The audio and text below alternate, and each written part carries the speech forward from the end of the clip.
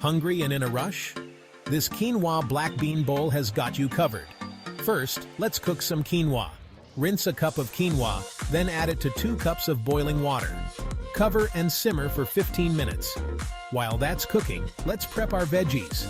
Chop up a bell pepper, a tomato, and a handful of cilantro.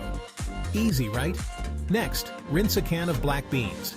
These are packed with protein and fiber, perfect for a healthy diet. Once your quinoa is done, fluff it up with a fork.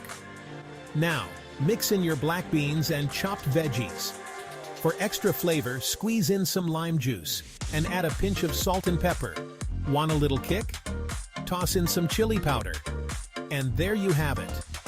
A delicious quinoa black bean bowl that's healthy and super easy to make. Perfect for any meal of the day. Enjoy.